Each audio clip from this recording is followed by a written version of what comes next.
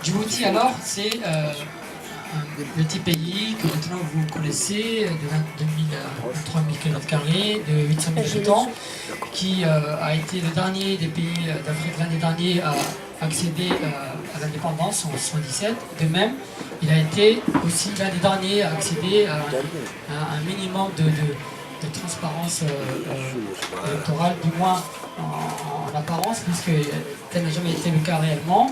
C'est un pays qui a accédé récemment à un certain multipartisme officiel qui ne permet pas pour autant aux partis de fonctionner, mais un pays où les Djiboutiens, fort heureusement, ont le courage de manifester dans les rues.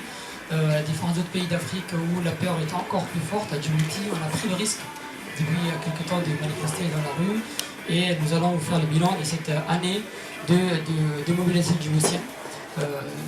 Le 22 février 2013, les Djiboutiens ont soutenu l'opposition pour que celle-ci participe à des élections législatives, alors que depuis 10 ans, l'opposition avait préféré boycotter, s'abstenir de participer à des élections truquées d'avance. Mais le 22 février 2013, l'opposition djiboutienne coalisée dans une coalition de 7 partis politiques a décidé de participer à cette élection avec le soutien et la demande de tous les Djiboutiens qui témoignaient de leur présence aux côtés de l'opposition et qui étaient prêts à aller dans la rue, à ne pas laisser les fraudes s'installer, les fraudes jugées des résultats des élections, mais exiger que la victoire de l'opposition soit reconnue à l'Assemblée nationale. Voilà pourquoi l'USN a décidé, après 10 ans de boycott, sans avoir des garanties formelles, que le vote serait respecté, a décidé de participer aux élections de février 2013. Et les Djiboutiens, comme il avait exprimé face à l'opposition, ont tenu leur parole, et aujourd'hui, une fois par semaine, sinon 2 fois par semaine, voire 3 fois par semaine, depuis février 2013, les Djiboutiens à Djibouti sont dans la rue, et en Europe sont souvent en manifestation à Bruxelles, à Paris, au Canada et dans d'autres pays d'Europe. Tous les Djiboutiens du monde entier sont mobilisés pour que cette fraude électorale de février 2013 n'ait pas d'effet et que l'opposition qui a gagné les élections législatives de février 2013 soit reconnue dans son vote. Voilà la situation actuelle. Donc 22 février 2014, nous sommes à 1 an exactement de cette élection législative, du 22 février 2013, et où en sont les jeunes aujourd'hui? 1 an après, qu'est-ce qui s'est passé? Est-ce que l'opposition qui avait remporté normalement les élections a obtenu les sièges qu'elle a gagnés? Est-ce que d'autres situations plus complexes se sont présentées à nous? Quelle est la situation aujourd'hui qui prévaut? C'est tout ça que nous allons démontrer, nous allons expliquer, présenter à chacun d'entre vous, et bien sûr, enfin, nous allons répondre à des questions de personnes qui connaissent la situation, qui pourraient en poser. Voilà, donc on reviendra sur le bilan. Pour l'instant, j'ai le plaisir de présenter aussi M. Achille Loïta, qui représente l'UDJ, Union pour la démocratie et la justice, un des partis de la coalition USN. Voilà. Merci. Donc vous avez entendu effectivement M. Maki, représentant de l'USN, faire le bilan et perspective de la situation à Djibouti, situation bloquée depuis un certain temps, devant le refus de M. Omar Guelleh de pouvoir dialoguer sincèrement avec l'opposition, ce qui explique d'une partie la réticence de cette opposition djiboutienne, l'opposition démocratique, qui effectivement se bat à travers des manifestations, comme il a évoqué dans les rues de Djibouti, en vue de effectivement faire changer les choses, faire changer la connaissance démocratique. Je suis interpellé l'instance internationale, dont l'Union européenne, très impliquée dans la situation à Djibouti. Donc comme il a dit, M.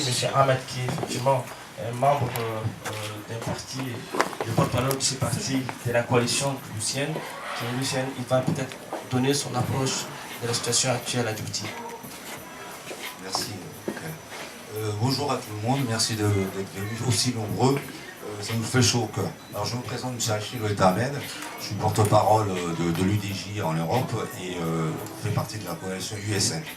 Donc je vais m'atteler un peu sur le côté un peu sombre de M. Guelleh depuis qu'il a pris le pouvoir, à savoir son arme favorite, c'est la torture. La torture. Et depuis 36 ans, c'est comme nous on l'appelle souvent 36 ans d'impunité, il a tout fait, hein, des exactions de jour comme de nuit. Et plus particulièrement, il y a deux choses, enfin il y a une chose qui me tient à cœur. Et depuis 1999, les exactions dans le Nord sont énormes. Il a rasé complètement la moitié du pays, hein, de ses habitants. C'est désertique. Hein. Dans le Nord, si vous y allez, il n'y a plus personne en fait. Hein. C'est désertique. Et en même temps, il s'est servi de son arme favorite, le viol. Hein. À défaut d'avoir les hommes qui sont enfuis, il a violé énormément dans le Nord. Et récemment, il y a une gamine, enfin il y en a d'autres, hein, mais il y a une petite gamine, là, il y a une quinzaine de jours, enfin, ça a été révélé il y a 15 jours, parce que le courage de porter plainte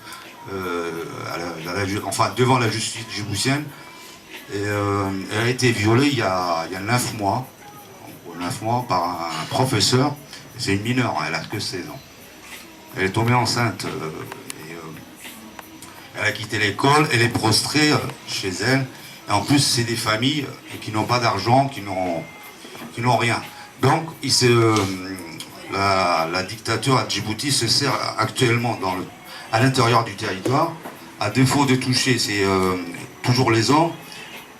Même les hommes sont violés, hein, quand il y a la torture, ils n'osent pas le dire en fait. Ils sont torturés et violés. Donc bon, c'est un pays un peu... Enfin, l'autre coutume veut que justement on cache ça, quoi. Donc on dit que c'est une torture, mais vraiment c'est des viols. Et cette gosse-là, elle a eu un enfant. Donc depuis elle est prostrée, elle a porté plainte concernant la personne qui a violé. Et il s'avère que c'est un cousin du ministre de l'Éducation nationale, qui vient d'être le gendre du dictateur. Donc en raison de plus d'impossibilité d'avoir une justice saine. Donc moi je lance un appel pour cette fille-là qui s'appelle, pour les journalistes qui sont là, je donnerai un numéro de téléphone de son avocat. Elle s'appelle Kaltoum Roblé. Donc elle est prostrée chez elle. Enfin il n'y a pas que ça. Alors revenons un peu pour ce qui concerne l'USN. L'USN, comme il a dit Maki, depuis le 22 février 2013, est en combat permanent. Donc on fait des manifestations quotidiennes et hebdomadaires, qu'on marque le jour à la fin de la semaine, à Djibouti, c'est le vendredi. Donc depuis un an, l'USN s'est mobilisé, s'est pas démobilisé, sachant que justement la dictature a essayé justement de défaire ce qu'elle a fait, elle n'est pas arrivée à diviser. Et depuis un an, on tient tête et on recueille leur surpris au fait de ce que nous on a sémé. Donc la population est derrière nous et récemment, il avait fait une ouverture en septembre dernier, je crois, fin août et début septembre pour des négociations, sachant qu'il était dans une impasse. Ça n'a rien donné, il y a eu 6 contacts, ça n'a rien donné du tout. Donc il a arrêté unilatéralement comme de son habitude. Et récemment, c'était le 1er février je crois. Le 1er février, sachant que de plus en plus il est isolé, il ne peut plus dire grand chose au niveau international. Et sachant qu'il y a des échéances internationales qui se précisent pour le mois prochain, ça va être avec l'Union européenne, après l'Union africaine et pour terminer les États-Unis. Alors du coup, il a pris le devant et il a fait une sorte de dialogue, il a tendu la main, soi-disant, et on n'a eu qu'une rencontre. On a envoyé l'émissaire et on n'a pas eu de nouvelles depuis. On a relancé, toujours pas de nouvelles. Donc pour nous, ça ne change rien, le combat continue. Et inéluctablement, le combat continue. Et nous, on pressent que là, justement, sachant qu'il est coincé, sa chute est... je ne veux pas prétendre que c'est pour demain, mais de plus en plus des Djiboutiens prennent conscience et viennent grossir justement l'effectif de l'USN, qu'il soit politique, hein, des gens qui s'engagent politiquement, chose qu'ils n'avaient pas avant. Il y a de plus en plus de jeunes hein, qui se mobilisent et les mamans se sont mis depuis, on va dire, il y a 8 mois, depuis que les mamans ont pris les choses en main, pour l'ESM c'est beaucoup mieux. parce que les mamans font tout à Djibouti. Merci. Merci Ahmed. Donc, vous avez vu, non seulement le bilan démocratique est complètement chaotique, mais aussi les questions liées aux violations des droits de l'homme à Djibouti sont aussi récurrentes. D'où on va se permettre de donner la parole à Madame Saïda, qui est effectivement militante depuis fort longtemps ici en France et qui effectivement apporte un soutien assez important aux forces démocratiques djiboutiennes. La plus ancienne, une fois de plus. Donc, Madame Saïda, vous avez la parole, soit.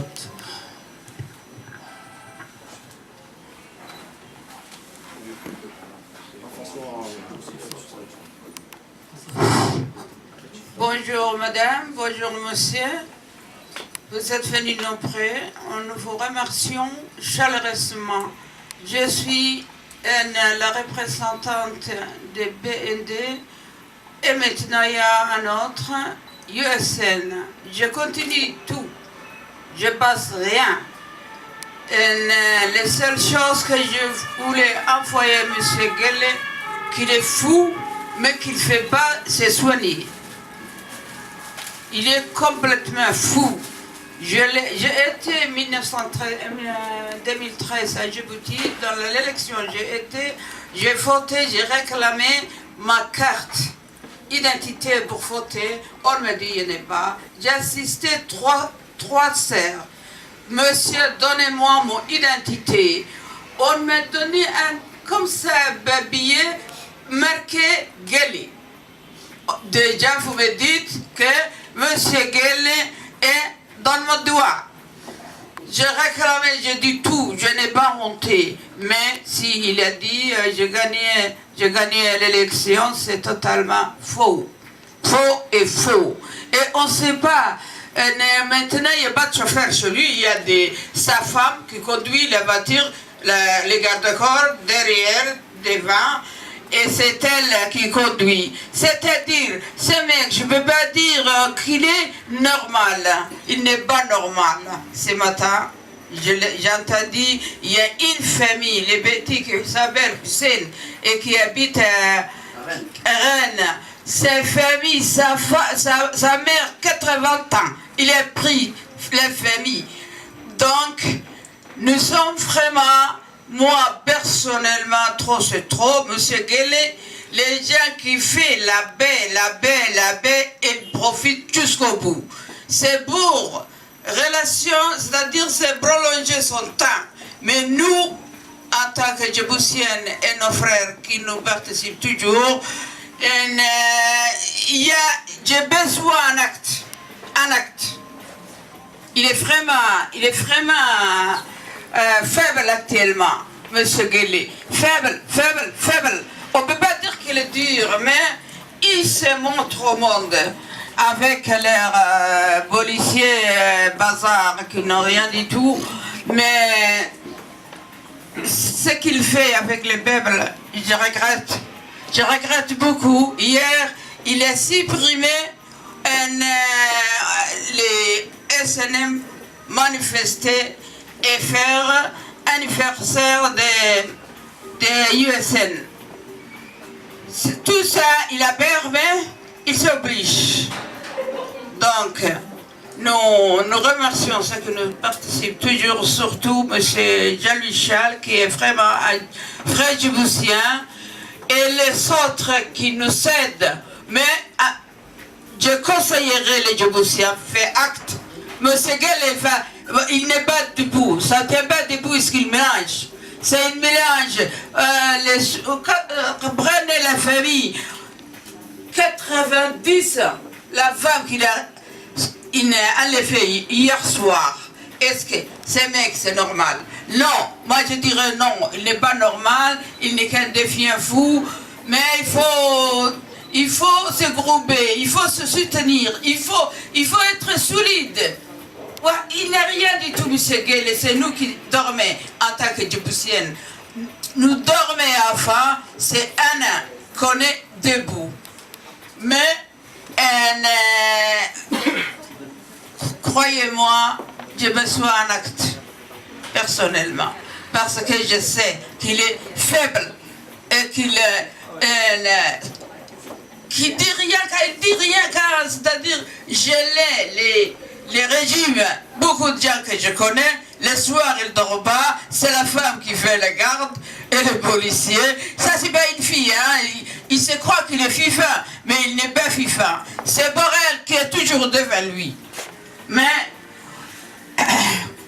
croyez-moi, nous accélérons notre élite et continuera pour toujours. Je vous remercie, monsieur, mesdames, mademoiselles.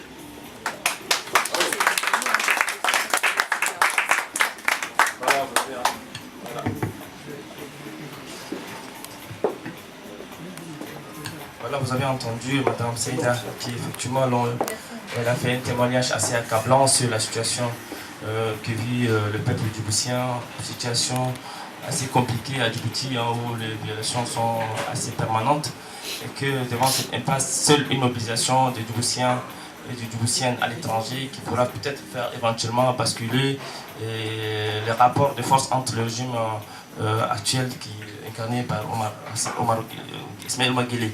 Et donc, moi qui a besoin de peut-être de remercier M. Jean Lechal qui effectivement anime une association qui s'appelle l'Association pour le respect des droits de l'homme à Djibouti, et dont le site d'information est très connu. Moi je l'ai connu depuis Dakar, et si tu as quelque chose à lui dire pour sa présence ici. Merci.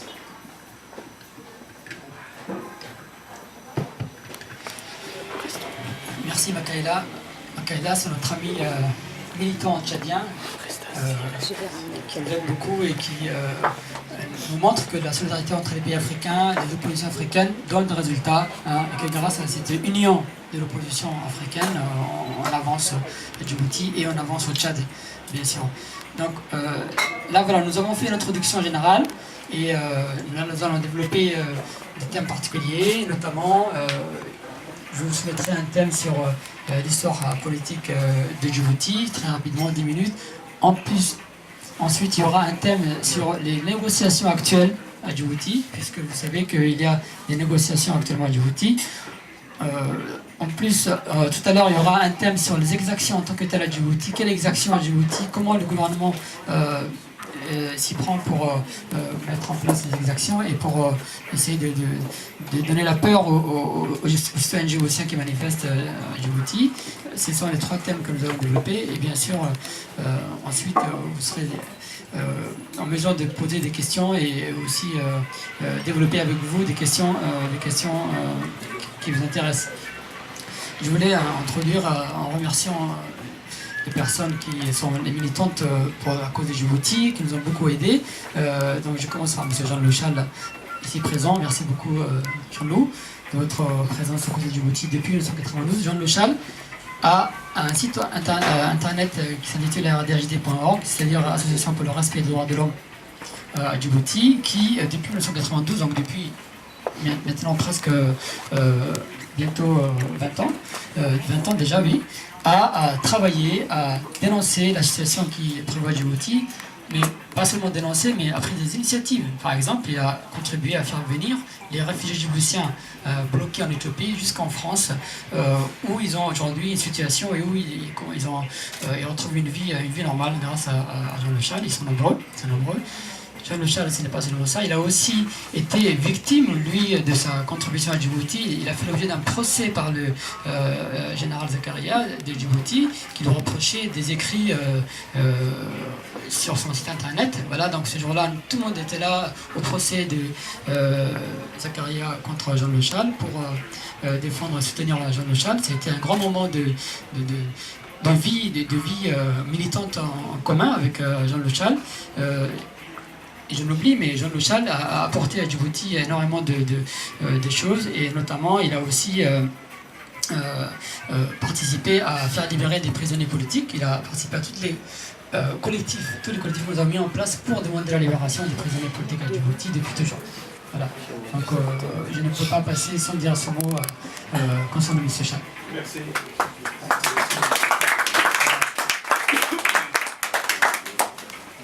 Et bien sûr, il y a Jean Lechal, et dans la continuité, je vais présenter M. Régis Marazin, journaliste très discret, mais très efficace, hein, qui non seulement est journaliste, mais aussi est moralement engagé aux côtés de toute l'Afrique. Lui, c'est toute l'Afrique.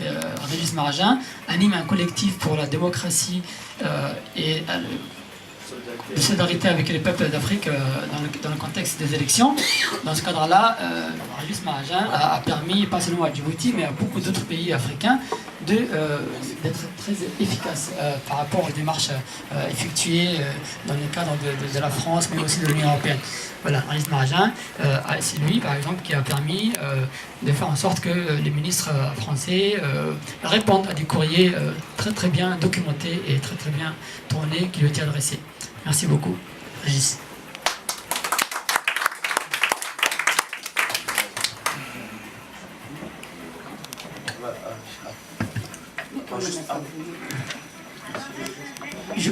Je voulais aussi profiter de cette occasion pour remercier de la présence de M. Raimondo Elza, qui est un ami de la Guinée équatoriale, un pays qui connaît une situation de dictature aussi grave que celle de Djibouti et qui est à nos côtés, qui nous aide beaucoup dans nos démarches. Voilà, merci beaucoup de votre présence à nos côtés, Raimondo. Naturellement, je vais aussi remercier Abdelkarim, notre ami du Tchad, qui a toujours été présent à nos côtés et qui nous aide beaucoup dans ce contexte de la lutte pour la démocratie, avec Al-Qaïda, bien sûr.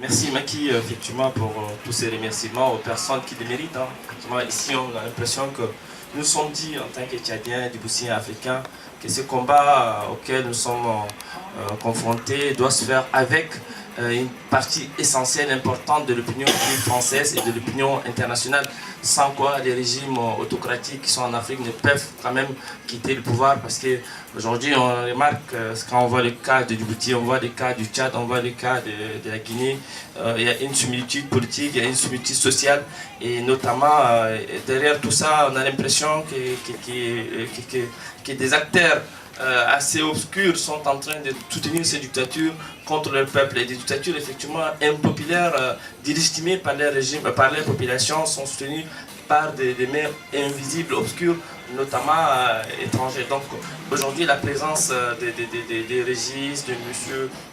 Echal et de tous ces bons monde montre effectivement qu'il y a des gens qui ont une opinion occidentale assez critique, une opinion occidentale assez éveillée, est en train de se solidariser dans le but d'apporter un soutien conséquent aux forces démocratiques en place en Afrique, dans le but de changer effectivement les choses, parce qu'on ne peut pas parler dans des pays comme Djibouti, le Tchad, la Guinée équatoriale, des démocraties dans la mesure où il n'y a pas d'alternance politique.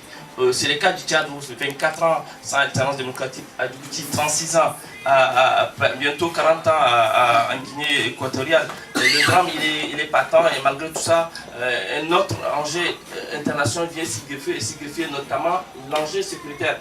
L'enjeu sécuritaire consiste notamment du point de vue de Paris, ici en France, on a l'impression qu'on privilégie beaucoup plus, je dirais, la lutte contre le terrorisme au détriment de la démocratie, au détriment des valeurs universelles de l'homme qui sont ici prônées par la France et qui sont systématiquement violées dans les pays cités, notamment, je vais parler du Djibouti, Tchad, Guinée équatoriale, l'Afrique centrale et quelques pays de l'Afrique de l'Ouest. Et donc, ici, la responsabilité est forte. Et pèse sur la France notamment. Je vais citer la France parce qu'elle entretient des rapports qui sont contestés, je dirais, contestés par nos populations, contestés par une partie essentielle de l'opposition démocratique, de la société civile et de la presse en général. Donc ici, je pense qu'à la présence des membres de la société civile française et des acteurs politiques indépendants pourrait éventuellement nous aider à amener nos doléances au plus haut niveau, notamment à l'Élysée ou bien au Quai d'Orsay, afin que les Français, ou bien les politiques françaises, ou bien les autorités françaises doivent comprendre que désormais, que les Africains ont aussi besoin de la démocratie, que les Africains doivent aussi aspirer à ces valeurs universelles qui sont la liberté d'expression, les droits de l'homme, etc. Tant que ces valeurs ne sont pas respectées dans nos pays, il n'y aura en aucun cas de figure un développement, un essor socio-économique. Or, aujourd'hui, on constate que l'aide publique au développement est orientée beaucoup plus sur le plan sécuritaire. Alors que nous, on dit qu'on ne peut pas parler de la sécurité et du développement sans ajuster la paix et la stabilité et surtout la démocratie. Et il faut que ces triptyques-là doivent être pris en considération par Paris pour que la donne change dans nos pays. Donc sans pour autant continuer à monopoliser la parole, nous allons ouvrir une première séance d'échange entre les intervenants qui sont Maki, Ahmad et Madame Seida, et que s'il y a des contributions dans les salles, elles seront les bienvenues, et s'il y a des gens qui sont beaucoup plus pointus par rapport à leur analyse sur la situation à Djibouti, ils peuvent aussi nous apporter des éclairages. Merci à vous.